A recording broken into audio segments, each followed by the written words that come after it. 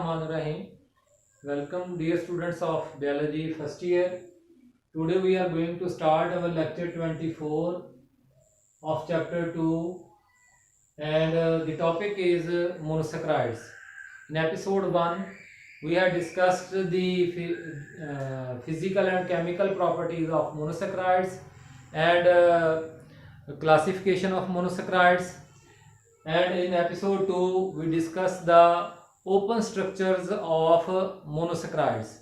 Now we are going to explain we are going to discuss how the closed chain or cyclic or ring structures of monosaccharides are formed.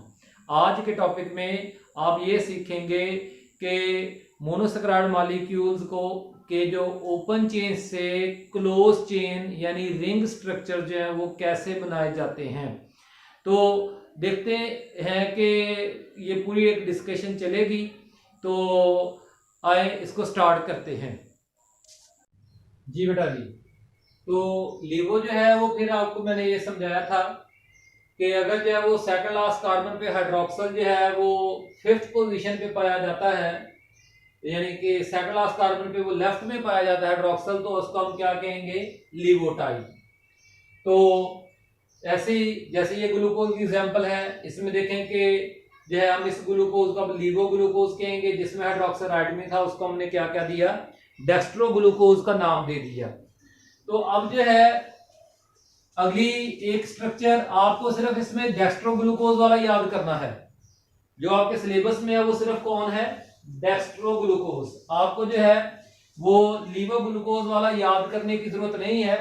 देखें, एक मैं बात आपको समझा रहा हूं और एक बात है आपने याद रखनी। तो याद रखना है सिर्फ ग्लूकोज का स्ट्रक्चर आपको बनाना चाहिए ओपन चेन, और उसको डेक्स्ट्रो ग्लूकोज क्यों कहते हैं वो मैंने आपको एक्सप्लेनेशन दे दी है। अब बेटा जी अगले पॉइंट की तरफ चलते हैं। एक और आपकी किताब में स्ट्रक्चर है जो है कार्बन 1, कार्बन 2, कार्बन 3, कार्बन 4 और कार्बन 5। तो कितने कार्बन हो गए जी, 5 कार्बन वाले को हमने क्या नाम दिया था, पेंटोज। पेंटोज में जो एल्डो शुगर होती है उसके पास क्या होना चाहिए, एल्डिहाइड पहले कार्बन पे, बाकी सारे पॉलीहाइड्रोक्सी एल्डिहाइड्स। तो कार्बन 2 के पास हाइड्रोजन, 3 के पास हाइड्रोजन, 4 के पास हाइड्रोजन, यहाँ पे 2 हाइड्रोजन की चॉइस है तो इसलिए हम CH2 लगा देते हैं। बेटा जी वो पेंटोस, वो 5 कार्बन वाली मोनोसैकराइड, वो 5 कार्बन वाला मोनोसैकराइड जो एल्डो शुगर हो उसका नाम होता है राइबोज। अब मेरा आपसे एक सवाल है, क्या ये डेक्स्ट्रो राइबोज है या LIGO राइबोज जी? तो देखें सेकंड लास्ट कार्बन इस मर्तबा कौन है, 4, उसमें हाइड्रोक्सल किधर पाया जा रहा है, राइट साइड की तरफ पाया जा रहा है, तो इसलिए ये क्या है, ये डेक्स्ट्रो राइबोज है। ठीक हो गया ना जी? तो बेटा जी अभी तक आपके कितने स्ट्रक्चर हो गए याद करने वाले, 4। ग्लिसरॉल्डिहाइड, उसके बाद नंबर 2 पे कौन आ गया, डाइहाइड्रोक्सी एसीटोन, नंबर 3 पे डेक्स्ट्रो ग्लूकोज, नंबर 4 पे डेक्स्ट्रो राइबोज। अब मैं आपको लेके चलता हूं किसकी तरफ, रिंग स्ट्रक्चर की तरफ, के मोनोसैकराइड्स को जब हम किसी एक्वस मीडियम में या सोल्यूशन में डिसॉल्व करते हैं तो वो ओपन चेन स्ट्रक्चर की बजाय क्या इख्तियार कर लेते हैं, साइक्लिक या रिंग स्ट्रक्चर इख्तियार कर लेते हैं, ताकि वो वहां पे ज्यादा पहले बनिस्बत स्टेबलाइज हो जाते हैं। ऐसा वो कैसे करते हैं, तो जरा देखें आपके सामने, मैं पहले जो है वो राइबोज का ही, ये राइबोज का ओपन चेन स्ट्रक्चर अभी हमने ड्रा भी किया था। कार्बन 3, कार्बन 4 और कार्बन 5, डेक्स्ट्रो राइबोज, ये ओपन चेन स्ट्रक्चर है। अच्छा जी, तो बड़े ओपन चेन स्ट्रक्चर को सीखने से पहले आपको एक छोटी सी बात जो है वो जो सीखनी है, चिराल कार्बन और एसिमेट्रिक कार्बन। चिराल कार्बन या फिर एसिमेट्रिक कार्बन्स, ये कौन होती है? Carbon attach to 4 different atoms, group of atoms और रेडिकल्स। ऐसा कार्बन जो कि जिसके इर्द गिर्द, क्योंकि कार्बन टेट्रावेलेंट होता है, उसके इर्द गिर्द अगर चारों एटम डिफरेंट हो, चारों ग्रुप ऑफ एटम डिफरेंट हो या चारों रेडिकल डिफरेंट हो, तो ऐसे कार्बन को हम क्या कहते हैं? चिराल कार्बन या एसिमेट्रिक कार्बन। तो आप जरा देखें कुछ एग्जांपल्स। देखें कि ये तो फंक्शनल ग्रुप कार्बन है। कार्बन 2 को देखें, इसके एक तरफ फार्माइल ग्रुप लगा हुआ है और बाकी पूरे का पूरा ये ग्रुप, तो चारों डिफरेंट है। मैं जरा सिर्फ कार्बन 2 का आपको दिखाता हूं। देखें इधर कार्बन 1, फिर ये हाइड्रोजन, ये CHO, इधर OH और इधर कार्बन 3, कार्बन 4, कार्बन 5, ये पूरे का पूरा ग्रुप अपने साथ के साथ मिलकर एक ग्रुप बन गया है। तो इस तरह से इस कार्बन 2 के इर्द गिर्द जो है वो चारों डिफरेंट एटम या ग्रुप ऑफ एटम्स पाए जा रहे हैं। तो कार्बन 2 क्या है? चिराल कार्बन है। तो इस तरह से तो फिर कार्बन 3 भी, क्योंकि एक ग्रुप ये बन गया, एक ये बन गया, एक ये बन गया और एक इस तरह से डिफरेंट। तो ये क्या हो गया? सिर्फ कार्बन 5 को देखें जरा गौर से, कार्बन 5 को देखें तो कार्बन 5 जो है उसका डिफरेंट जरा मामला हो गया है। क्या हो गया है कि उसके पास 2 हाइड्रोजन एक जैसे अटैच हैं। तो कार्बन 5 जो है वो चिराल कार्बन नहीं है, एसिमेट्रिक कार्बन नहीं है, हम उसे सिमेट्रिक कार्बन के नाम से पुकारते हैं। किसको? कार्बन 5 को। तो बेटा ये बात ये हो गई है कि अब इसको मैं दोबारा से बना लेता हूं कि रिंग फॉर्मेशन में सिर्फ और सिर्फ कौन हिस्सा लेते हैं? रिंग फॉर्मेशन में सिर्फ और सिर्फ 4 कार्बन जो हैं हिस्सा लेते हैं। जो सिमेट्रिक कार्बन होते हैं, जैसे इसमें कार्बन 5 है, ये रिंग फॉर्मेशन में हिस्सा नहीं लेगा, ये रिंग का हिस्सा नहीं होगा ये कार्बन। तो ये मैंने स्पेशल नोट एक लिख दिया है स्टार की सूरत में। क्या? Only 4 carbon and functional group carbon take part in ring formation of monosaccharides. Monosaccharides कब रिंग बनाते हैं? जब आप उनको किसी एक्वस मीडियम में डिसॉल्व करते हैं। जब आप उनको किसी एक्वस मीडियम में डिसॉल्व करते हैं तो वो आयनाइज करते हैं कुछ इस तरह से। ये बॉन्ड इधर शिफ्ट हो गया। ये आपको बड़ा इस तरह समझना है, याद नहीं करना, सिर्फ समझना है।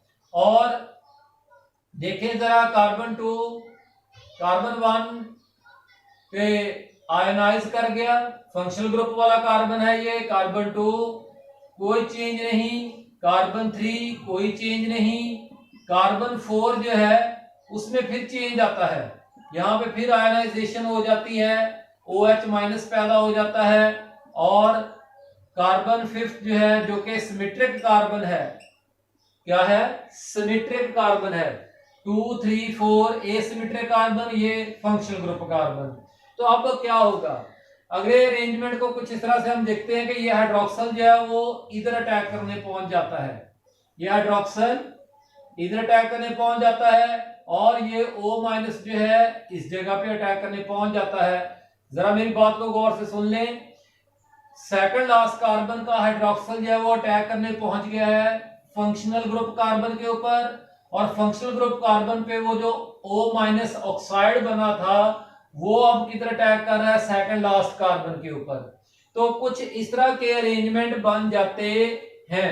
जरा देखें, वही अंदाज है, बस फर्क ये है कि मैंने OH को इधर लगा दिया है, ये H आ गया, ये वही ऑक्सीजन है, ये वाला ऑक्सीजन मैंने इधर करके लिख दिया है। Carbon 1, carbon 2, carbon 3, carbon 4। इस ऑक्सीजन ने किधर बॉन्ड बना लिया? कार्बन 4 के साथ।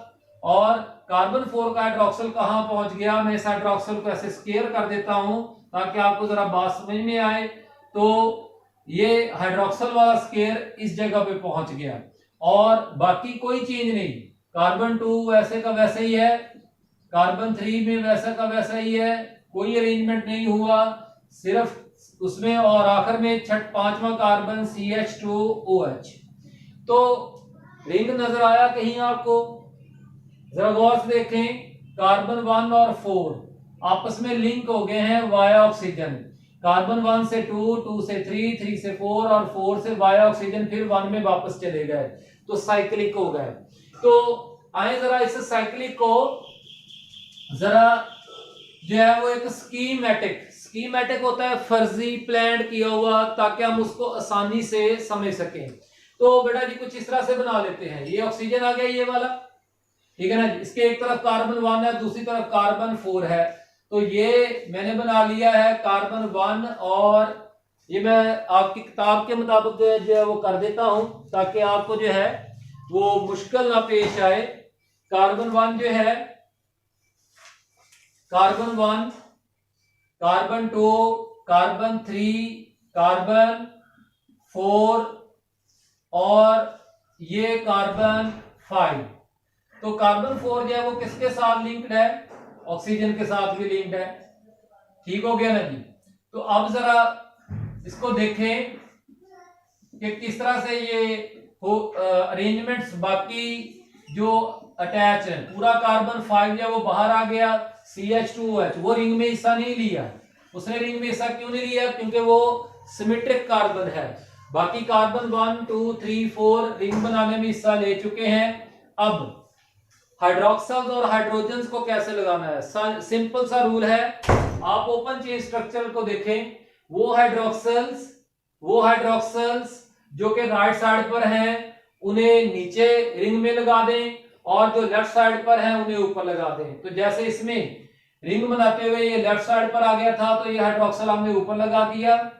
इसमें हाइड्रोक्सल राइट पे मौजूद है तो नीचे लगा दिया। अपोजिट साइड पर हाइड्रोजन लगा दिया। इसमें थर्ड कार्बन पे हाइड्रोक्सल किधर मौजूद है? राइट पे, तो किधर आएगा? नीचे, और हाइड्रोजन हमने ऊपर लगा दिया। फोर्थ में जो है वो तो हाइड्रोक्सल चला गया, सिर्फ हाइड्रोजन रह गया, तो इसकी अपोजिट साइड पर लगा देते हैं। तो बेटा जी आपकी किताब में जरा गौर से देखिएगा, कुछ इस तरह का अरेंजमेंट किया हुआ है। ये अरेंजमेंट किसको शो करता है? ये टेट्राहेड्रल स्ट्रक्चर को रिप्रेजेंट करता है। किसको रिप्रेजेंट करता है? टेट्राहेड्रल स्ट्रक्चर को। आपको याद आना चाहिए, जब मैंने आपको carbon tetravalent, importance of carbon के अंदर जो है वो पढ़ाया था कि अगर कार्बन के इर्द गिर्द मिसाल के तौर पर जो है ABC जो है ये 4 एटम्स लगे हुए हैं, तो C की प्लेन को रिप्रेजेंट करने के लिए हम चौथा बॉन्ड जो है वो कैसा रिप्रेजेंट करते हैं? वो उसको इस तरह से, यानी कि वो डिफरेंट प्लेन में है।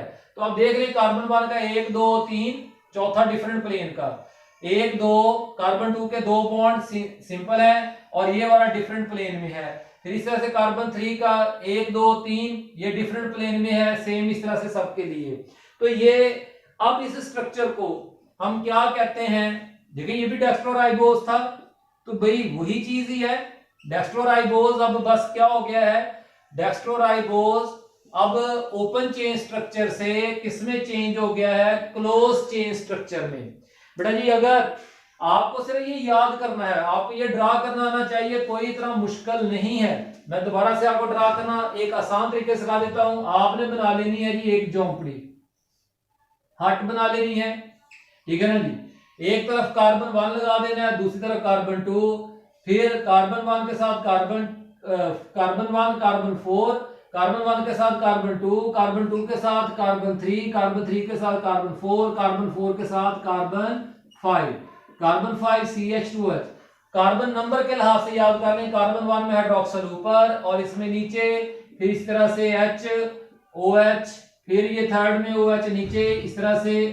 तो ये बेटा जी दोबारा से बन गया।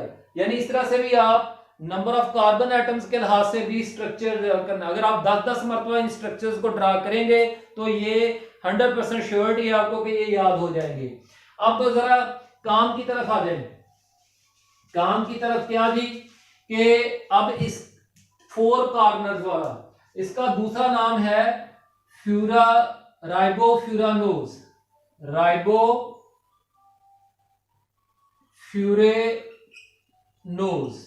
असल में फ्यूरॉन जो है वो किसके लिए बोला जाता है? 4 कॉर्नर्ड। फ्यूरानोज जो है वो किसके लिए बोला जाता है? 5 कॉर्नर्ड रिंग्स, 5 कोनों वाले 5 कॉर्नर्ड रिंग के लिए बोला जाता है फ्यूरॉन। तो वहां से फिर क्या बन गया, राइबोफ्यूरेनोज। तो बेटा जी डेक्स्ट्रोराइबोज का राइबोफ्यूरा ये यानी कि जस्ट ये भी डेक्स्ट्रोराइबोज ही है, लेकिन फ्यूरानोज सिर्फ ये बता रहा है कि ये उसका रिंग स्ट्रक्चर है। तो अब जरा एक काम की बात, जो रिंग स्ट्रक्चर होते हैं उनमें भी फिर स्टीरियो आइसोमरिज्म के लिहाज से दो तरह के आइसोमर्स होते हैं, अल्फा टाइप और बीटा टाइप। तो बेटा जी in cyclic ring structure of monosaccharide if hydroxyl of functional group carbon is lying downward it is alpha type. तो हम उसको फिर क्या कहते हैं, अल्फा टाइप कहते हैं। ठीक हो गया ना जी। तो और अगर जो है वो नीचे पाया जाता है तो फिर हम उसे क्या कहते होते हैं, बीटा टाइप। देखें डाउनवर्ड नीचे पाया जाए तो अल्फा टाइप, और अगर इन cyclic ring structure of monosaccharide if hydroxyl functional group is lying upward ऊपर वाली साइड पर पाया जाए तो उसे हम क्या कहते हैं, बीटा टाइप। क्या कहते हैं, बीटा टाइप। तो ये कौन सा फिर राइबोज है, हम इसको फिर क्या कहेंगे, ये देखिए जरा गौर से। फंक्शनल ग्रुप कार्बन कौन था, नंबर 1। इसमें हाइड्रोक्सिल किधर पाया जा रहा है, अपवर्ड साइड पर पाया जा रहा है। अपवर्ड वाले को हमने क्या कहना है, बीटा। अपवर्ड वाले को हमने क्या कहना है, बीटा। तो इसलिए इसका नाम हो जाएगा बीटा डेक्स्ट्रोराइबोज। अगर मिसाल के तौर पर मैं आपको क्वेश्चन देता हूं, draw the structure of beta dextroribose, तो क्या आपने ओपन स्ट्रक्चर बनाना है, ओपन चेन? नहीं, अल्फा बीटा पाए ही किसमें जाते हैं, रिंग स्ट्रक्चर में पाए जाते हैं। सिर्फ ओपन चेन में क्या होते हैं, जो है वो डेक्स्ट्रो एंड लीवो होते हैं। तो ये बड़ा याद करें, 10-10 मरतबा बनाएं तो याद हो जाएंगे। आखिरी स्ट्रक्चर आपको बनाना सिखा रहा हूं, ग्लूकोज का ring structure. Carbon 1, carbon 2, carbon 3, carbon 4, carbon 5, carbon 6। ये देखें मैंने ग्लूकोज बनानी है तो इसलिए मुझे क्या करना पड़ेगा, एल्डो शुगर। फिर उसके बाद कार्बन 2 पे हाइड्रोक्सल, कार्बन 3 पे हाइड्रोक्सल किधर आ गया, लेफ्ट साइड पर। स्टीरियो आइसोमरिज्म की वजह होती है इसकी। तो 4 और फिर 5 और CH2OH। तो अब ये कौन सा है, हमने देखा ये राइट पे हाइड्रोक्सल पाया जा रहा है ओपन चेन में, हमने इसका नाम रख दिया डेक्स्ट्रोग्लूकोज। एक मरतबा फिर इसकी हम कहते हैं आयनाइजेशन हो जाए, पहला कार्बन सेकंड लास्ट कार्बन। देखिए दूसरा भी एसिमेट्रिक है, तीसरा भी एसिमेट्रिक है, चौथा भी एसिमेट्रिक है, पांचवा भी एसिमेट्रिक है, छठा सिमेट्रिक है। ये एसिमेट्रिक कार्बन और ये छठा सिमेट्रिक कार्बन। तो इसको मतलब रिंग में पहले ने और इन 5 कार्बन ने हिस्सा लेना है। तो किस तरह से, वही अंदाज है। देखिए मैं यहाँ पे 2 पॉसिबिलिटी रख लेता हूं कि मिसाल के तौर पर जो है ये O माइनस हो गया और फिर ये H हो गया। अब उसके बाद carbon 1, carbon 2, carbon 3, carbon 4, carbon 5 और कार्बन 6, CH2OH। इसमें भी इसने क्या करना है जी, प्लस माइनस हो जाना है। मैं इसको उठाता हूं, इधर अटैक करवा लेता हूं, ठीक है ना जी। ये किसका है, ऑफ 5th कार्बन, ठीक है ना जी। ये इधर से भी अटैक कर सकता है। दोनों पॉसिबिलिटीज है, इस प्लस कार्बन के ऊपर दोनों साइडों से अटैक कर सकता है। हाइड्रोक्सल जो है ऑफ 5th कार्बन इधर से भी अटैक कर सकता है, राइट साइड से भी आ सकता है, लेफ्ट साइड से भी आ सकता है। तो फिर बेटा जी बाकी तो नो चेंज। भाई याद रखिएगा कि बाकी क्या थी, नो चेंज। इस ऑक्सीजन ने किसके हिस्से में आ जाना है, इस ऑक्सीजन के ने इसके हिस्से में आ जाना है। तो वो प्लस के ऊपर जो है वो दोनों तरफ से अटैक कर सकता है। फर्स्ट कार्बन पे हाइड्रोक्सल जो है, तो इसका मतलब है 2 रिंग स्ट्रक्चर पॉसिबल हैं, ठीक है ना जी। आज जरा दोनों बना के देख लेते हैं कौन कौन सा। पहले नंबर पे जरा देखें, ऑक्सीजन कार्बन 1, ये रिंग का स्ट्रक्चर टेढ़ा होने से कैसे बचेगा। अगर आप अपने कागज की, ये मिसाल के तौर पर आपके कागज की लाइनें लगी हुई हैं, तो इन लाइनों का इस्तेमाल करें। कार्बन 1, कार्बन 2, कार्बन 2 के साथ कौन लगा दिया, कार्बन 3, बिल्कुल कार्बन 1 के सामने कार्बन 4 और कार्बन 3 के बिल्कुल अपोजिट साइड पर क्या लगा दिया, कार्बन 5। कार्बन 6 इसने तो रिंग में हिस्सा लेना ही नहीं है, ये तो रिंग से बाहर चला गया, CH2OH। कार्बन 5 को किसके साथ जोड़ दें, कार्बन 1 के साथ, कार्बन 5 को कार्बन 1 के साथ। फिर दोबारा से देखें जरा, अब मैं बगैर लाइंस के बना देता हूं। ऑक्सीजन कार्बन 1, ऑक्सीजन के बिल्कुल नीचे कार्बन 2 ड्रा करें, फिर कार्बन 3 और बिल्कुल इसके सामने कार्बन 4 और 3 के बिल्कुल सामने जो है वो कार्बन 5। अब कार्बन 5 को आगे कार्बन 6 के साथ CH2OH। लो जी, तो कार्बन 5 को ऑक्सीजन के साथ जोड़ दें। अब बाकी हाइड्रोक्सल के अरेंजमेंट्स, तो जो हाइड्रोक्सल राइट साइड पर है पहले इनको लगा लेते हैं, दूसरे तीसरे चौथे के। जो हाइड्रोक्सल राइट साइड पर है वो किधर आएगा, नीचे। जो लेफ्ट साइड पर है, तीसरे का हाइड्रोक्सल लेफ्ट पे है तो किधर चला जाएगा, ऊपर। अपोजिट साइड्स पर क्या लगा देना, हाइड्रोजन। चौथे का हाइड्रोक्सल राइट पे है तो किधर आ जाएगा, नीचे, अपोजिट साइड पर हाइड्रोजन। पांचवें का हाइड्रोक्सल इस्तेमाल हो चुका है। अब वो जो पांचवें का हाइड्रोक्सल है, जो पांचवें का हाइड्रोक्सल है वो या तो लेफ्ट साइड से आ सकता है या राइट से। अगर वो लेफ्ट से बॉन्ड बनाता है तो फिर हमने कहा लेफ्ट वाले को हमें किधर ड्रा करना है, ऊपर। लेफ्ट वाले को किधर हमें ड्रा करना है, ऊपर। और अगर वो राइट से आके अटैच करता है तो फिर हम उसको किधर ड्रा करेंगे, नीचे। अपोजिट साइड पर क्या लगा देना है, हाइड्रोजन। अपोजिट साइड पर क्या लगा देना है, hydrogen. Now you can see that there are two different positions in three-dimensional arrangements. There are two different positions of hydroxyl in three-dimensional arrangement on the glucose in the glucose molecule. तो इनको हम stereo isomers कहते हैं। Arrangement same है, ठीक है ना जी, लेकिन सिर्फ क्या है, अरेंजमेंट ऑफ एटम सेम है, लेकिन सिर्फ हाइड्रोक्सल की पोजीशन में फर्क है। तो इसमें हाइड्रोक्सल ऊपर पाया जा रहा है तो इसको हम क्या कहेंगे, beta dextro glucose. Beta dextro glucose, ठीक हो गया जी, बीटा डेक्स्ट्रो ग्लूकोज। और इसको हम क्या नाम दे देंगे, इसमें हाइड्रोक्सल नीचे पाया जा रहा है, अल्फा डेक्स्ट्रो ग्लूकोज। बेटा जी आपके सिलेबस में स्ट्रक्चर किसका याद करना है, अल्फा डेक्स्ट्रो ग्लूकोज का। लेकिन आपको फर्क पता होना चाहिए कि ये अल्फा डेक्स्ट्रो ग्लूकोज और बीटा डेक्स्ट्रो ग्लूकोज में क्या फर्क है और क्यों है। टीचर का यही काम है, ठीक है ना जी, ये काम आपका याद करने वाला है। आपको सिर्फ अल्फा डेक्स्ट्रो ग्लूकोज का रिंग स्ट्रक्चर बनाना आना चाहिए। अगर आप 10 मरतबा ये बनाएंगे तो ये आपको वैसे ही याद हो जाएगा, ठीक है ना जी। अगर आप 10 मरतबा बनाएंगे ये याद हो जाएगा। लेकिन alpha dextro glucose is different from beta dextroglucose due to position of hydroxyl at functional group carbon. Alpha dextroglucose में हाइड्रोक्सल राइट नीचे पाया जाता होता है और बीटा डेक्स्ट्रोग्लूकोज में हाइड्रोक्सल किधर पाया जाता है, ऊपर। जैसे अभी थोड़ी देर पहले हमने बीटा डेक्स्ट्रोराइबोज में भी ऐसा ही किया था। तो ये बेटा जी आपका काम है जो आपको याद करना है। अब इसके अंदर एक छोटा सा एक पॉइंट और है, और वो है जी इसका स्ट्रक्चर फ्रुक्टोज का। फ्रुक्टोज का स्ट्रक्चर देखने में तो मोनोसैकराइड्स के टॉपिक में नहीं है, लेकिन डाइसैकराइड्स के टॉपिक में है। तो वो मैं पहले आपको यहाँ पे सिखा देता हूं, फिर उस टॉपिक में हम आसानी से चलेंगे। तो एक दफा फिर पहले फ्रुक्टोज को बनाते हैं। Carbon 1, carbon 2, carbon 3, carbon 4, carbon 5 और कार्बन 6। फ्रुक्टोज डेक्स्ट्रोफ्रुक्टोज बनाने के लिए, डेक्स्ट्रोफ्रुक्टोज बनाने के लिए एक तो हमें कीटो ग्रुप करना है और फिर सेकंड लास्ट कार्बन पे हाइड्रोक्सिल किधर लगाना है, राइट पे, ठीक हो गया ना। बाकी CH2OH, बाकी सारा अरेंजमेंट किसकी तरह का है, ग्लूकोज की तरह का है। बेटा जी ग्लूकोज के 16 के करीब जो है वो पॉसिबल आइसोमर्स हैं, 16 के करीब, ठीक है। इनमें से कुछ मैं आपको जो है वो नोट्स की सूरत में बता भी दूंगा।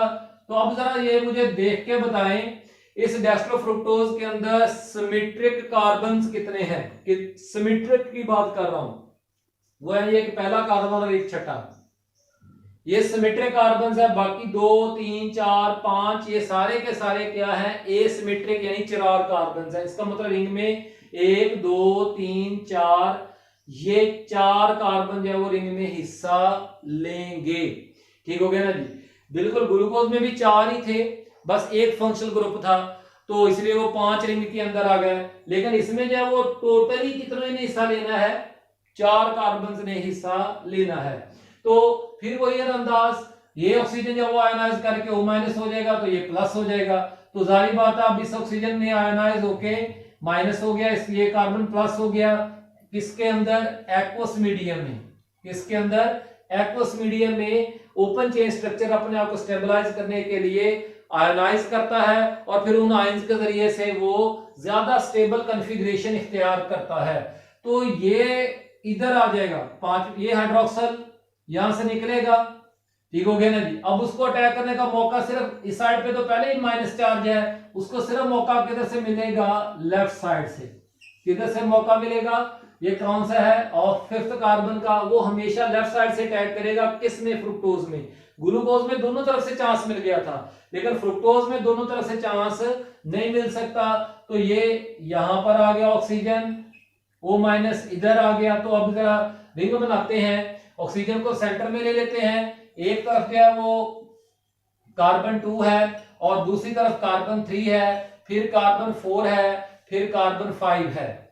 देख लें जरा, कार्बन 2 ऑक्सीजन से मैंने शुरू किया, कार्बन 2, 2 को 3, 3 को 4, 4 को 5। और देखें जो है इसके अगर हम कहते हैं जी 1 के पास इधर, क्योंकि हमें हाइड्रोक्साइड इधर लगाना है 2 के ऊपर वाली साइड पर, तो इसलिए हम 1 कार्बन को जो है वो नीचे लगा लेते हैं, CH2OH। फिर उसके बाद कार्बन 3 का लेफ्ट पे है तो वो भी किधर आ जाएगा, ऊपर आ जाएगा, अपोजिट साइड पर हाइड्रोजन। 4 का किधर है, राइट पर है, तो किधर आ जाएगा, नीचे आ जाएगा। और हाइड्रोजन उसकी अपोजिट साइड पर। 5th कार्बन का हाइड्रोजन जो है वो किधर आ जाएगा, फिर जारी बात है अपोजिट साइड पर आएगा, तो इस तरह से। और ये कार्बन 6, CH2OH। लो जी, तो ये हमने इसका बना दिया है। अब हम इसको क्या कहेंगे, किधर हाइड्रोक्सिल है, ये फंक्शनल ग्रुप कार्बन है, ऊपर वाली साइड पर है, तो इसलिए इसका नाम क्या है, beta dextro fructo furanose. Furanose. Glucose को क्या कहते हैं, पायरेनोज। सॉरी मैं बताना आपको भूल गया, जो है चले, अल्फा डेक्स्ट्रो ग्लूकोज को दूसरा नाम क्या है, अल्फा डेक्स्ट्रो ग्लूकोपायरेनोज। ग्लूकोपायरेनोज।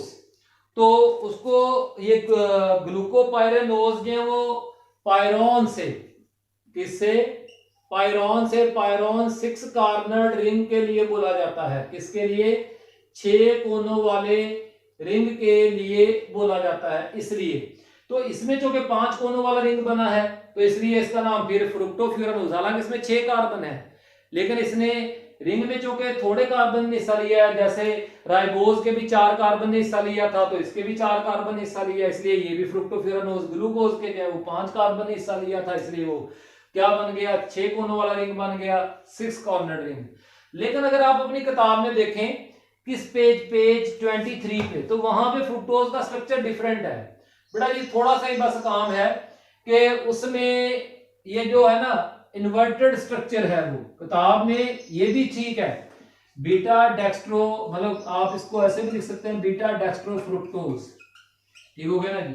तो अब जरा काम की तरफ आ जाए, इन्वर्शन करवानी है। इन्वर्शन क्या होती है, इन्वर्शन, ये इस मार्कर को देखें जरा, ये इसकी कैप है, ये इसकी टेल है। मैं इसको जो है वो इसी पोजीशन पे ऐसे घुमा दूं तो कैप नीचे चले गई, टेल इसको क्या कहते हैं, इन्वर्शन।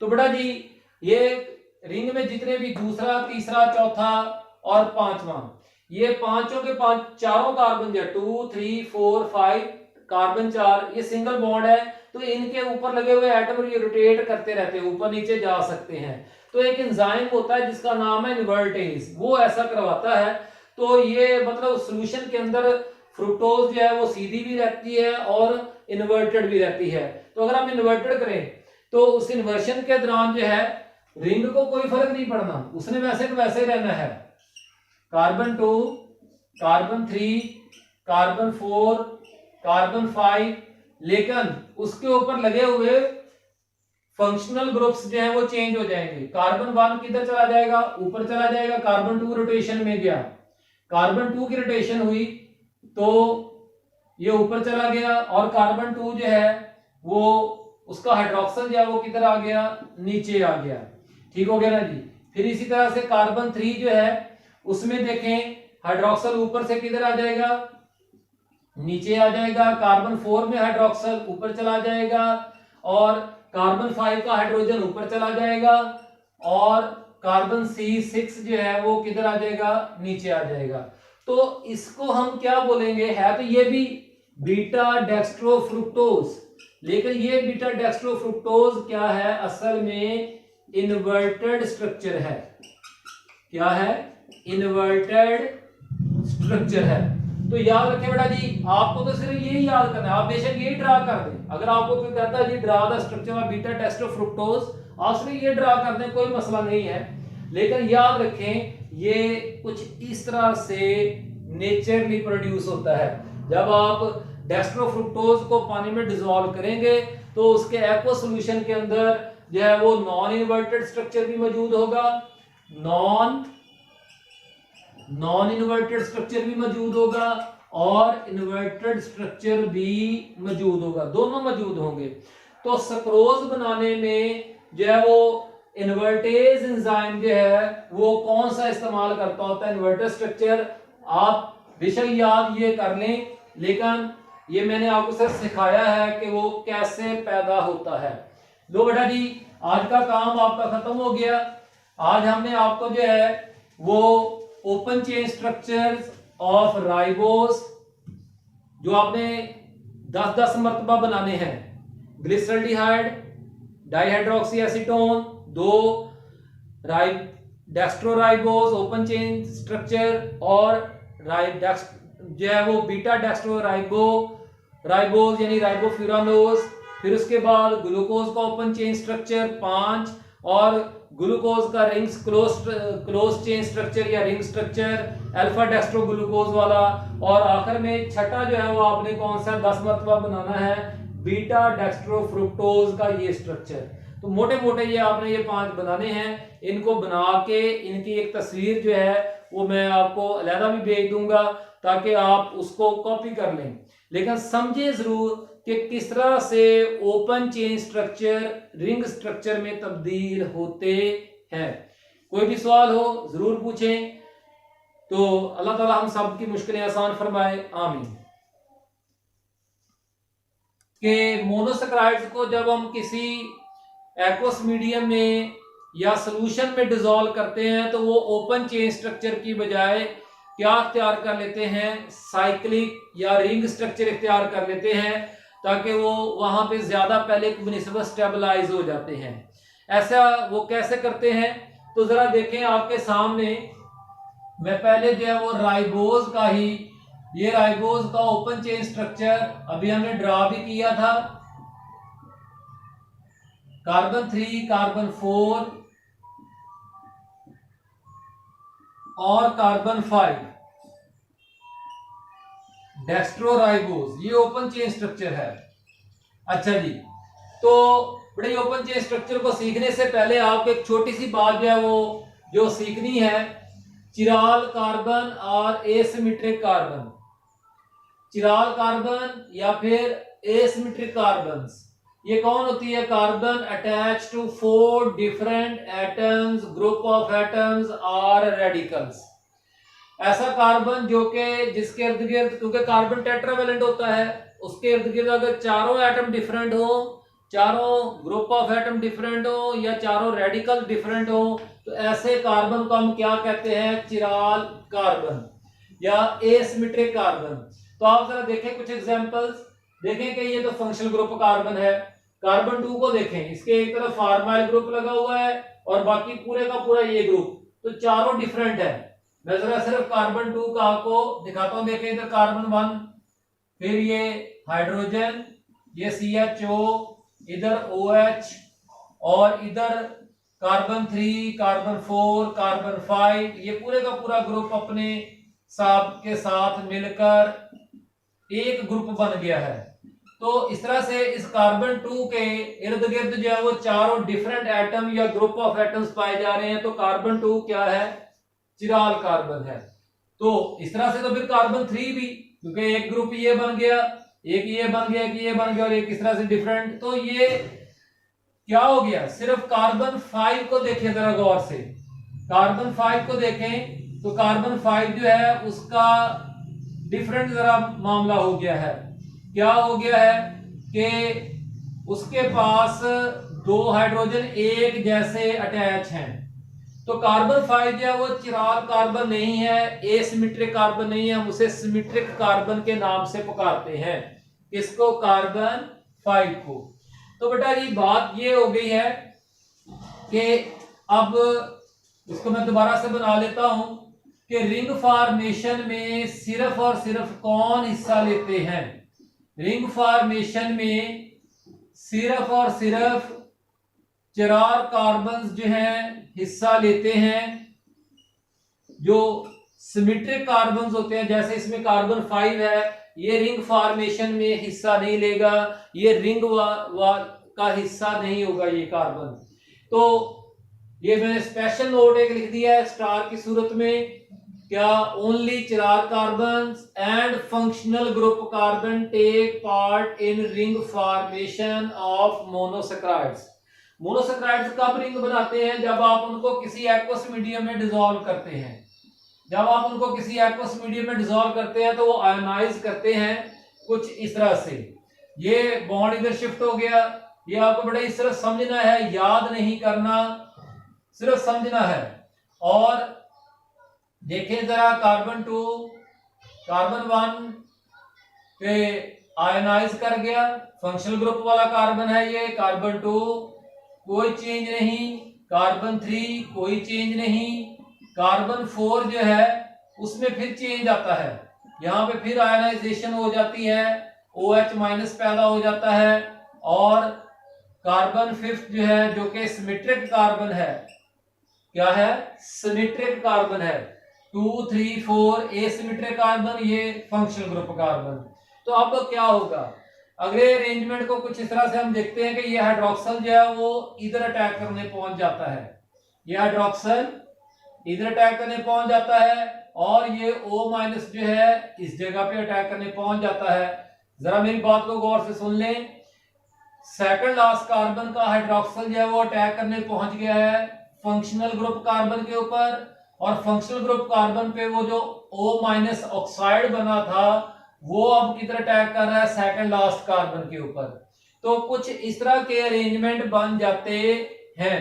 जरा देखें, वही अंदाज है, बस फर्क ये है कि मैंने OH को इधर लगा दिया है, ये H आ गया, ये वही ऑक्सीजन है, ये वाला ऑक्सीजन मैंने इधर करके लिख दिया है, कार्बन 1 कार्बन 2 कार्बन 3 कार्बन 4। इस ऑक्सीजन ने किधर बॉन्ड बना लिया, कार्बन 4 के साथ। और कार्बन 4 का हाइड्रोक्सल कहां पहुंच गया, मैं इस हाइड्रोक्सल को ऐसे स्केयर कर देता हूं ताकि आपको जरा बात समझ में आए। तो ये हाइड्रोक्सल वाला स्केयर इस जगह पे पहुंच गया, और बाकी कोई चेंज नहीं, कार्बन 2 वैसे का वैसे ही है, कार्बन 3 में वैसा का वैसा ही है, कोई अरेंजमेंट नहीं हुआ सिर्फ उसमें। और आखिर में 5वां कार्बन CH2OH। तो रिंग नजर आया कहीं आपको, जरा गौर से देखें, कार्बन 1 और 4 आपस में लिंक हो गए हैं वाया ऑक्सीजन, कार्बन 1 से 2 2 से 3 3 से 4 और 4 से वाया ऑक्सीजन फिर 1 में वापस चले गए, तो साइक्लिक हो गए। तो आए जरा इस साइक्लिक को जरा जो है वो एक स्कीमेटिक होता है, फर्जी प्लान किया हुआ, ताकि हम उसको आसानी से समझ सकें। तो बेटा जी कुछ इस तरह से बना लेते हैं, ये ऑक्सीजन आ गया ये वाला, ठीक है ना जी, इसके एक तरफ कार्बन 1 है, दूसरी तरफ कार्बन 4 है। तो ये मैंने बना लिया है कार्बन 1, और ये मैं आपकी किताब के मुताबिक जो है वो कर देता हूं ताकि आपको जो है वो मुश्किल ना पेश आए। कार्बन 1 जो है, कार्बन 1 कार्बन 2 कार्बन 3 कार्बन 4 और ये कार्बन 5। तो कार्बन 4 जो है वो किसके साथ लिंक्ड है, ऑक्सीजन के साथ भी लिंक्ड है, ठीक हो गया ना जी। तो अब जरा इसको देखें कि किस तरह से ये अरेंजमेंट्स बाकी जो अटैच है, पूरा कार्बन 5 जो वो बाहर आ गया, CH2OH वो रिंग में हिस्सा नहीं लिया। उसने रिंग में हिस्सा क्यों नहीं लिया? क्योंकि वो सिमेट्रिक कार्बन है। बाकी कार्बन 1 2 3 4 रिंग बनाने में हिस्सा ले चुके हैं। अब हाइड्रोक्साइड्स और हाइड्रोजन्स को कैसे लगाना है? सिंपल सा रूल है। आप ओपन चेन स्ट्रक्चर को देखें, वो हाइड्रोक्साइड्स जो कि राइट साइड पर हैं उन्हें नीचे रिंग में लगा दें, और जो लेफ्ट साइड पर हैं उन्हें ऊपर लगा दें। तो जैसे इसमें रिंग बनाते हुए ये लेफ्ट साइड पर आ गया था, तो ये हाइड्रोक्साइड हमने ऊपर लगा दिया। इसमें हाइड्रोक्साइड राइट पे मौजूद है तो नीचे लगा दिया, अपोजिट साइड पर हाइड्रोजन लगा दिया। इसमें थर्ड कार्बन पे हाइड्रोक्साइड किधर मौजूद है? राइट पे, तो किधर आएगा? नीचे, और हाइड्रोजन हमने ऊपर लगा दिया। फोर्थ में जो है वो तो हाइड्रोक्साइड चला गया, सिर्फ हाइड्रोजन रह गया, तो इसकी अपोजिट साइड पर लगा देते हैं। तो बेटा जी आपकी किताब में जरा गौर से देखिएगा, कुछ इस तरह का अरेंजमेंट किया हुआ है। ये अरेंजमेंट किसको शो करता है? ये टेट्राहेड्रल स्ट्रक्चर को रिप्रेजेंट करता है। किसको रिप्रेजेंट करता है? टेट्राहेड्रल स्ट्रक्चर को।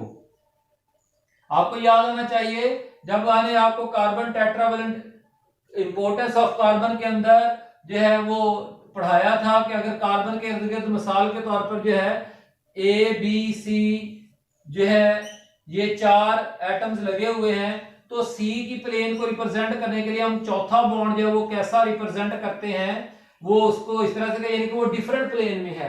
तो आप देख लें कार्बन 1 का 1 2 3, चौथा डिफरेंट प्लेन का 1 2, कार्बन 2 के 2 बॉन्ड सिंपल है और ये वाला डिफरेंट प्लेन में है। फिर इस तरह से कार्बन 3 का 1 2 3 ये डिफरेंट प्लेन में है, सेम इस तरह से सबके लिए। तो ये अब इस स्ट्रक्चर को हम क्या कहते हैं? देखिए ये भी डेक्स्ट्रोराइबोज था, तो भाई वही चीज ही है डेक्स्ट्रोराइबोज। अब बस क्या हो गया है, डेक्स्ट्रोराइबोज अब ओपन चेन स्ट्रक्चर से किसमें चेंज हो गया है? क्लोज चेन स्ट्रक्चर में। बेटा जी अगर आपको सिर्फ ये याद करना है, आपको ये ड्रा करना आना चाहिए, कोई इतना मुश्किल नहीं है। मैं दोबारा से आपको ड्रा करना एक आसान तरीके से सिखा देता हूं। आपने बना लेनी है जी एक झोंपड़ी, हट बना लेनी है, ठीक है ना जी। एक तरफ कार्बन 1 लगा देना है, दूसरी तरफ कार्बन 2, फिर कार्बन 1 के साथ कार्बन 1 कार्बन 4, कार्बन 1 के साथ कार्बन 2, कार्बन 2 के साथ कार्बन 3, कार्बन 3 के साथ कार्बन 4, कार्बन 4 के साथ carbon 5, carbon 5 CH2H। Carbon number के लिहाज से याद कर लें, कार्बन 1 में हाइड्रोक्साइड ऊपर और इसमें नीचे, फिर इस तरह से HOH, फिर ये थर्ड में OH नीचे, इस तरह से। तो ये बेटा जी दोबारा से बन गया। यानी इस तरह से भी आप नंबर ऑफ कार्बन एटम्स के लिहाज से भी स्ट्रक्चर करना, अगर आप 10-10 मरतबा इन स्ट्रक्चर्स को ड्रा करेंगे तो ये 100% श्योरिटी है आपको कि ये याद हो जाएंगे। अब जरा काम की तरफ आ जाए। काम की तरफ क्या जी, कि अब इस 4 कॉर्नर्स वाला, इसका दूसरा नाम है राइबोफ्यूरानोज, राइबोफ्यूरेनोज।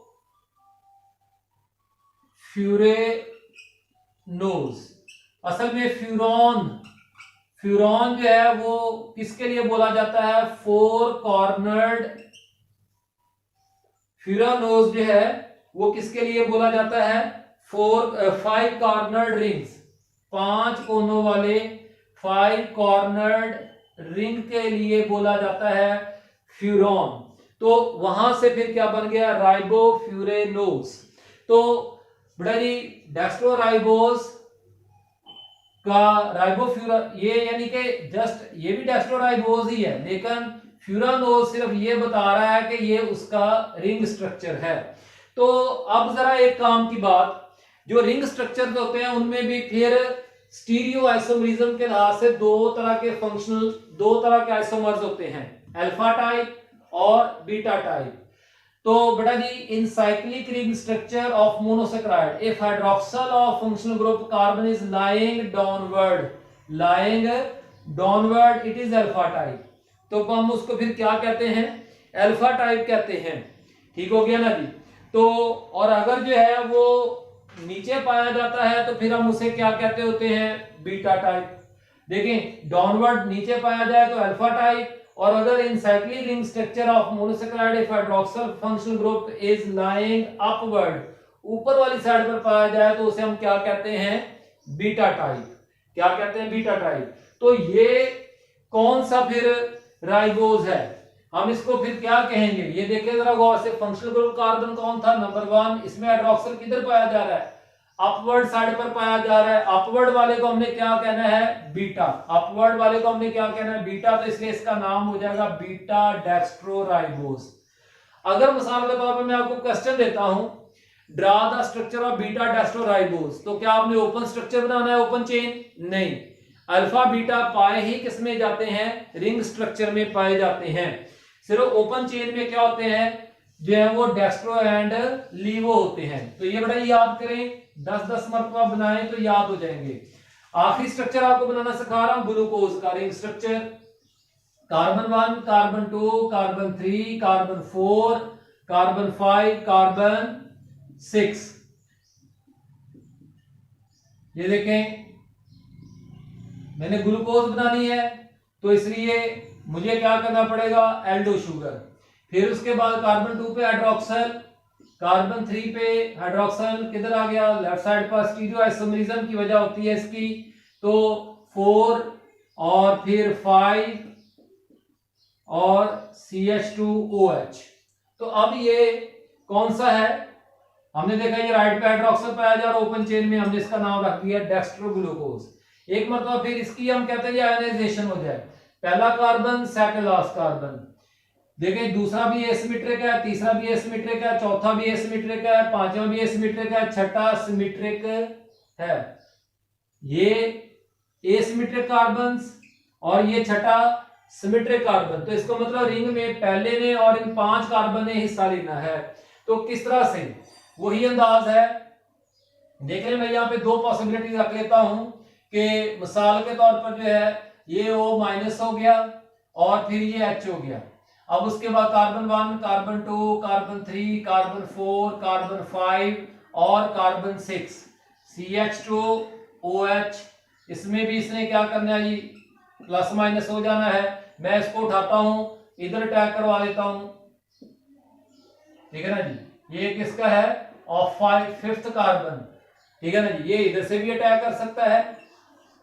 दोनों पॉसिबिलिटीज है, इस प्लस कार्बन के ऊपर दोनों साइडों से अटैक कर सकता है। हाइड्रोक्सल जो है ऑफ 5th कार्बन इधर से भी अटैक कर सकता है, राइट साइड से भी आ सकता है, लेफ्ट साइड से भी आ सकता है। तो फिर बेटा जी बाकी तो नो चेंज। भाई याद रखिएगा कि बाकी क्या थी, नो चेंज। इस ऑक्सीजन ने किसके हिस्से में आ जाना है, इस ऑक्सीजन के ने इसके हिस्से में आ जाना है। तो वो प्लस के ऊपर जो है वो दोनों तरफ से अटैक कर सकता है।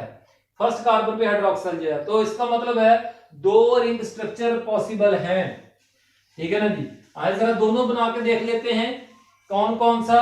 पहले नंबर पे जरा देखें, ऑक्सीजन कार्बन 1, ये रिंग का स्ट्रक्चर टेढ़ा होने से कैसे बचेगा। अगर आप अपने कागज की, ये मिसाल के तौर पर आपके कागज की लाइनें लगी हुई हैं, तो इन लाइनों का इस्तेमाल करें। कार्बन 1, कार्बन 2, कार्बन 2 के साथ कौन लगा दिया, कार्बन 3, बिल्कुल कार्बन 1 के सामने कार्बन 4 और कार्बन 3 के बिल्कुल अपोजिट साइड पर क्या लगा दिया, कार्बन 5। कार्बन 6 इसने तो रिंग में हिस्सा लेना ही नहीं है, ये तो रिंग से बाहर चला गया, CH2OH। कार्बन 5 को किसके साथ जोड़ दें, कार्बन 1 के साथ, कार्बन 5 को कार्बन 1 के साथ। फिर दोबारा से देखें जरा, अब मैं बगैर लाइंस के बना देता हूं। ऑक्सीजन कार्बन 1, ऑक्सीजन के बिल्कुल नीचे कार्बन 2 ड्रा करें, फिर कार्बन 3 और बिल्कुल इसके सामने कार्बन 4 और 3 के बिल्कुल सामने जो है वो कार्बन 5। अब कार्बन 5 को आगे कार्बन 6 के साथ, CH2OH। लो जी, तो कार्बन 5 को ऑक्सीजन के साथ जोड़ दें। अब बाकी हाइड्रोक्सल के अरेंजमेंट्स, तो जो हाइड्रोक्सल राइट साइड पर है पहले इनको लगा लेते हैं, दूसरे तीसरे चौथे के। जो हाइड्रोक्सल राइट साइड पर है वो किधर आएगा, नीचे। जो लेफ्ट साइड पर है, तीसरे का हाइड्रोक्सल लेफ्ट पे है तो किधर चला जाएगा, ऊपर। अपोजिट साइड्स पर क्या लगा देना, हाइड्रोजन। चौथे का हाइड्रोक्सल राइट पे है तो किधर आ जाएगा, नीचे, अपोजिट साइड पर हाइड्रोजन। पांचवें का हाइड्रोक्सल इस्तेमाल हो चुका है। अब वो जो पांचवें का हाइड्रोक्सल है, जो पांचवें का हाइड्रोक्सल है वो या तो लेफ्ट साइड से आ सकता है या राइट से। अगर वो लेफ्ट से बॉन्ड बनाता है तो फिर हमने कहा लेफ्ट वाले को हमने किधर ड्रा करना है, ऊपर। लेफ्ट वाले को किधर हमें ड्रा करना है, ऊपर। और अगर वो राइट से आके अटैच करता है तो फिर हम उसको किधर ड्रा करेंगे, नीचे। अपोजिट साइड पर क्या लगा देना है, हाइड्रोजन। अपोजिट साइड पर क्या लगा देना है, hydrogen. Now you can see that there are two different positions in three-dimensional arrangements. There are two different positions of hydroxyl in three-dimensional arrangement on the glucose in the glucose molecule. तो इनको हम stereo isomers कहते हैं। Arrangement same है, ठीक है ना जी, लेकिन सिर्फ क्या है, अरेंजमेंट ऑफ एटम सेम है, लेकिन सिर्फ हाइड्रोक्सल की पोजीशन में फर्क है। तो इसमें हाइड्रोक्सल ऊपर पाया जा रहा है तो इसको हम क्या कहेंगे, beta dextro glucose. Beta dextro glucose, ठीक हो गया जी, बीटा डेक्स्ट्रो ग्लूकोज। और इसको हम क्या नाम दे देंगे, इसमें हाइड्रोक्सल नीचे पाया जा रहा है, अल्फा डेक्स्ट्रो ग्लूकोज। बेटा जी आपके सिलेबस में स्ट्रक्चर किसका याद करना है, अल्फा डेक्स्ट्रो ग्लूकोज का। लेकिन आपको फर्क पता होना चाहिए कि ये अल्फा डेक्स्ट्रो ग्लूकोज और बीटा डेक्स्ट्रो ग्लूकोज में क्या फर्क है और क्यों है। टीचर का यही काम है, ठीक है ना जी, एक ये काम आपका याद करने वाला है। आपको सिर्फ अल्फा डेक्स्ट्रो ग्लूकोज का रिंग स्ट्रक्चर बनाना आना चाहिए। अगर आप 10 मरतबा ये बनाएंगे तो ये आपको वैसे ही याद हो जाएगा, ठीक है ना जी। अगर आप 10 मरतबा बनाएंगे ये याद हो जाएगा। लेकिन alpha dextro glucose is different from beta dextroglucose due to position of hydroxyl at functional group carbon. Alpha dextroglucose में हाइड्रोक्सल राइट नीचे पाया जाता होता है और बीटा डेक्स्ट्रोग्लूकोज में हाइड्रोक्सल किधर पाया जाता है, ऊपर। जैसे अभी थोड़ी देर पहले हमने बीटा डेक्स्ट्रोराइबोज में भी ऐसा ही किया था। तो ये बेटा जी आपका काम है जो आपको याद करना है। अब इसके अंदर एक छोटा सा एक पॉइंट और है, और वो है जी इसका स्ट्रक्चर फ्रुक्टोज का। फ्रुक्टोज का स्ट्रक्चर देखने में तो मोनोसैकराइड्स के टॉपिक में नहीं है, लेकिन डाइसैकराइड्स के टॉपिक में है। तो वो मैं पहले आपको यहाँ पे सिखा देता हूं, फिर उस टॉपिक में हम आसानी से चलेंगे। तो एक दफा फिर पहले फ्रुक्टोज को बनाते हैं। Carbon 1, carbon 2, carbon 3, carbon 4, carbon 5 और कार्बन 6। फ्रुक्टोज डेक्स्ट्रोफ्रुक्टोज बनाने के लिए, डेक्स्ट्रोफ्रुक्टोज बनाने के लिए एक तो हमें कीटो ग्रुप करना है और फिर सेकंड लास्ट कार्बन पे हाइड्रोक्सल किधर लगाना है, राइट पे, ठीक हो गया ना। बाकी CH2OH, बाकी सारा अरेंजमेंट किसकी तरह का है, ग्लूकोज की तरह का है। बेटा जी ग्लूकोज के 16 के करीब जो है वो पॉसिबल आइसोमर्स हैं, 16 के करीब, ठीक है। इनमें से कुछ मैं आपको जो है वो नोट्स की सूरत में बता भी दूंगा।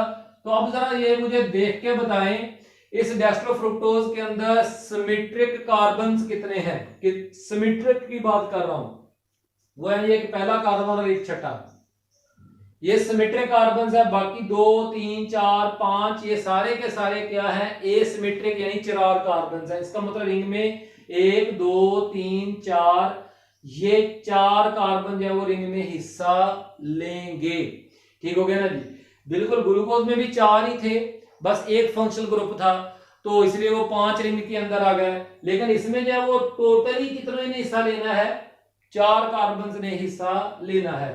तो फिर वही अंदाज, ये ऑक्सीजन जब वो आयनाइज करके O- हो जाएगा तो ये प्लस हो जाएगा। तो जाहिर बात है अब इस ऑक्सीजन ने आयनाइज होके माइनस हो गया, इसलिए कार्बन प्लस हो गया। किसके अंदर, एक्वस मीडियम में। किसके अंदर, एक्वस मीडियम में ओपन चेन स्ट्रक्चर अपने आप को स्टेबलाइज करने के लिए आयनाइज करता है और फिर उन आयंस के जरिए से वो ज्यादा स्टेबल कॉन्फ़िगरेशन इख्तियार करता है। तो ये इधर आ जाएगा 5, ये हाइड्रोक्सल यहां से निकलेगा, ठीक हो गया ना जी। अब उसको अटैक करने का मौका सिर्फ इस साइड पे तो पहले ही माइनस चार्ज है, उसको सिर्फ मौका किधर से मिलेगा, लेफ्ट साइड से। किधर से मौका मिलेगा, ये कौन सा है, ऑफ 5th कार्बन का, वो हमेशा लेफ्ट साइड से अटैक करेगा। किसमें, फ्रुक्टोज में। ग्लूकोज में दोनों तरफ से चांस मिल गया था, लेकिन फ्रुक्टोज में दोनों तरफ से चांस नहीं मिल सकता। तो ये यहां पर आ गया ऑक्सीजन, O- इधर आ गया। तो अब जरा रिंग बनाते हैं, ऑक्सीजन को सेंटर में ले लेते हैं, एक तरफ जो है वो कार्बन 2 है और दूसरी तरफ कार्बन 3 है, फिर कार्बन 4 है, फिर कार्बन 5 है। देख लें जरा, कार्बन 2 ऑक्सीजन से मैंने शुरू किया, कार्बन 2 को 3 को 4 को 5, और देखें जो है इसके अगर हम कहते हैं जी 1 के पास इधर, क्योंकि हमें हाइड्रोक्साइड इधर लगाना है 2 के ऊपर वाली साइड पर, तो इसलिए हम 1 कार्बन को जो है वो नीचे लगा लेते हैं CH2OH। फिर उसके बाद कार्बन 3 का लेफ्ट पे है तो वो भी किधर आ जाएगा, ऊपर आ जाएगा अपोजिट साइड पर हाइड्रोजन। 4 का किधर है, राइट पर है, तो किधर आ जाएगा, नीचे आ जाएगा, और हाइड्रोजन उसकी अपोजिट साइड पर। 5th कार्बन का हाइड्रोजन जो है वो किधर आ जाएगा, फिर जारी बात है अपोजिट साइड पर आएगा, तो इस तरह से, और ये कार्बन 6 CH2OH। लो जी, तो ये हमने इसका बना दिया है। अब हम इसको क्या कहेंगे, किधर हाइड्रोक्सिल है, ये फंक्शनल ग्रुप कार्बन है, ऊपर वाली साइड पर है, तो इसलिए इसका नाम क्या है, beta dextro fructo furanose. Furanose. Glucose को क्या कहते हैं, पायरेनोज। सॉरी मैं बताना आपको भूल गया, जो है चले, अल्फा डेक्स्ट्रो ग्लूकोज को दूसरा नाम क्या है, अल्फा डेक्स्ट्रो ग्लूकोपायरेनोज। ग्लूकोपायरेनोज,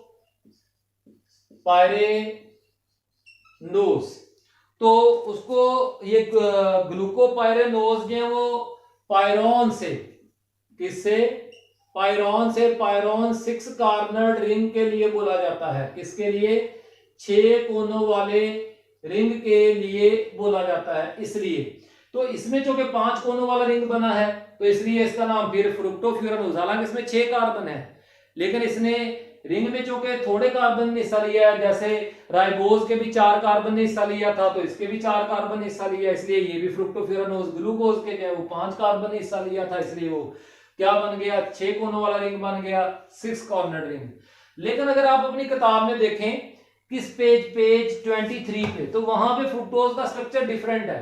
बेटा ये थोड़ा सा ही बस काम है कि उसमें ये जो है ना इन्वर्टेड स्ट्रक्चर है, वो किताब में ये भी ठीक है, बीटा डेक्स्ट्रो, मतलब आप इसको ऐसे भी लिख सकते हैं, बीटा डेक्स्ट्रो फ्रुक्टोज। ठीक हो गया ना जी। तो अब जरा काम की तरफ आ जाए, इन्वर्शन करवानी है। इन्वर्शन क्या होती है, इन्वर्शन, ये इस मार्कर को देखें जरा, ये इसकी कैप है, ये इसकी टेल है। मैं इसको जो है वो इसी पोजीशन पे ऐसे घुमा दूं तो कैप नीचे चले गई, टेल, इसको क्या कहते हैं, इन्वर्शन। तो बेटा जी ये रिंग में जितने भी दूसरा, तीसरा, चौथा और पांचवा, ये पांचों के चारों कार्बन जो 2, 3, 4, 5 कार्बन 4, ये सिंगल बॉन्ड है, तो इनके ऊपर लगे हुए एटम ये रोटेट करते रहते हैं, ऊपर नीचे जा सकते हैं। तो एक एंजाइम होता है जिसका नाम है इन्वर्टेज, वो ऐसा करवाता है। तो ये मतलब सॉल्यूशन के अंदर फ्रुक्टोज जो है वो सीधी भी रहती है और इन्वर्टेड भी रहती है। तो अगर हम इन्वर्टेड करें तो उस इन्वर्शन के दौरान जो है रिंग को कोई फर्क नहीं पड़ना, उसने वैसे तो वैसे ही रहना है।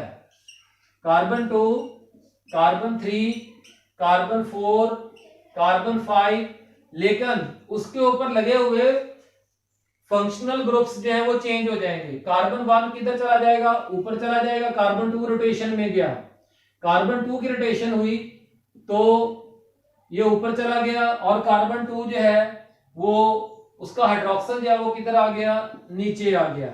ठीक हो गया ना जी।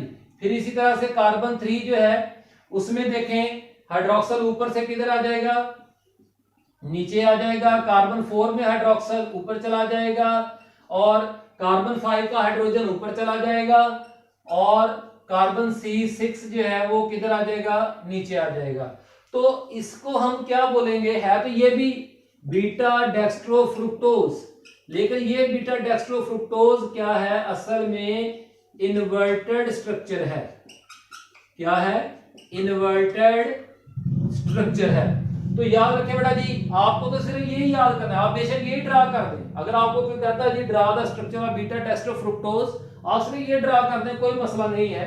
लेकिन याद रखें ये कुछ इस तरह से नेचरली प्रोड्यूस होता है।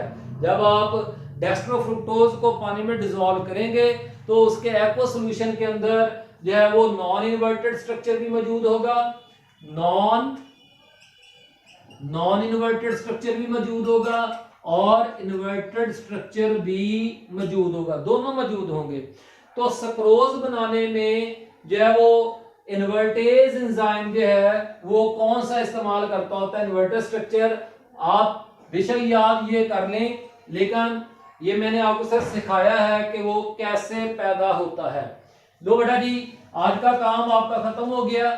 आज हमने आपको जो है वो open chain structures of ribose जो आपने 10-10 मरतबा बनाने हैं, glyceraldehyde, dihydroxy acetone, 2 dextroribose open chain structure और जो है वो बीटा राइबोस यानी राइबोफ्यूरानोज, फिर उसके बाद ग्लूकोज का ओपन चेन स्ट्रक्चर 5 और ग्लूकोज का रिंग्स क्लोज चेन स्ट्रक्चर या ring structure alpha dextro glucose वाला, और आखिर में छठा जो है वो आपने कौन सा 10 मरतबा बनाना है, बीटा डेक्स्ट्रो फ्रुक्टोज का ये स्ट्रक्चर।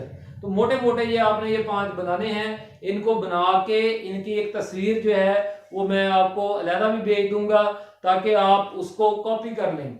लेकिन समझे जरूर कि किस तरह से open chain structure ring structure में तब्दील होते हैं। कोई भी सवाल हो जरूर पूछें। तो अल्लाह ताला हम सब की मुश्किलें आसान फरमाए, आमीन।